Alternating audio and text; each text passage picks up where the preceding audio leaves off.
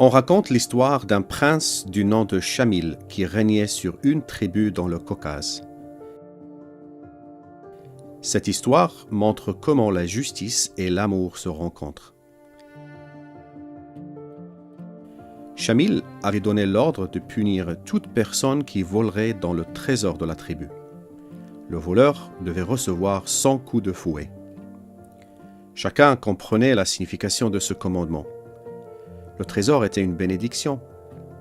Tout voleur devrait être puni, quelle que soit son identité.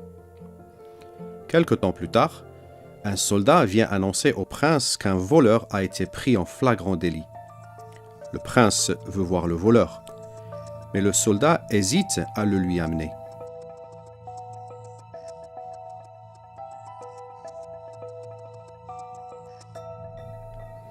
Quand le prince voit de qui il s'agit, il se fige sur place et son cœur devient lourd. C'est sa propre mère. Jamais elle ne pourra supporter 100 coups de fouet. Elle en mourra certainement. Sa mère ne peut pas le regarder dans les yeux, tellement elle a honte. Elle sait que sa faute est grave. Ses yeux sont rougis par des larmes de culpabilité et de regret.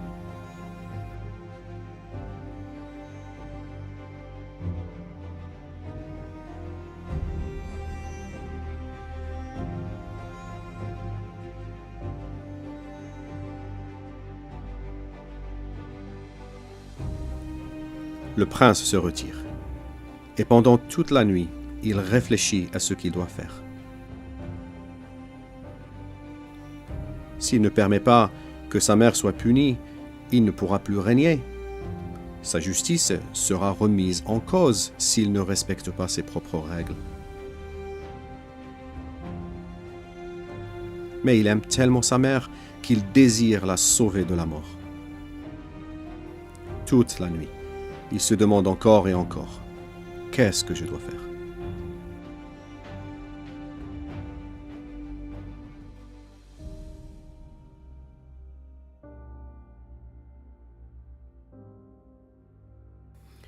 Le lendemain, il sort de la tente, décidé à appliquer la punition. Les gens chuchotent déjà entre eux.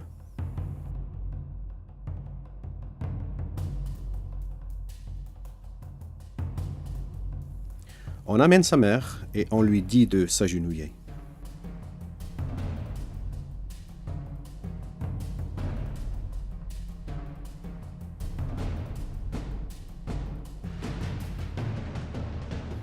Les soldats n'arrivent pas à croire que le prince a choisi la punition.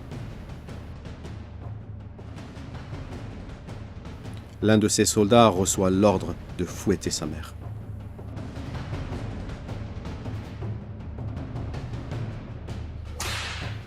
Au moment où le soldat commence à fouetter, le prince Shamil s'écrie « Arrête-toi !»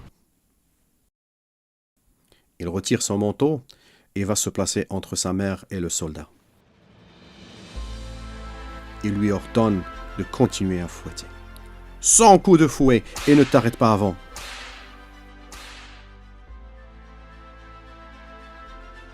Après avoir supporté les coups, il relève sa mère et la délivre de ses liens.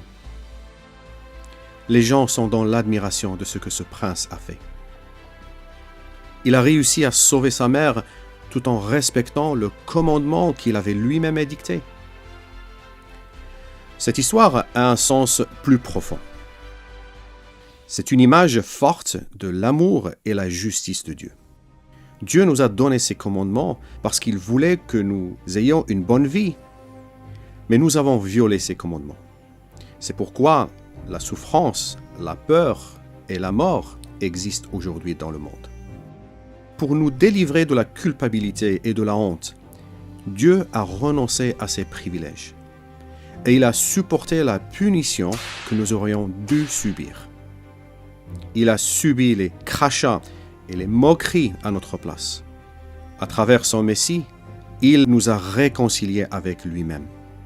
À travers le Messie, il nous a acquis la paix avec lui. Dieu a choisi ce chemin parce qu'il nous aime et parce qu'il est juste. Si tu acceptes de suivre ce Messie, tu n'as plus besoin d'avoir peur de la punition divine le jour du jugement dernier. Tu lui appartiendras. Par son Messie, Dieu veut te donner une vie nouvelle. Veux-tu accepter ce cadeau ?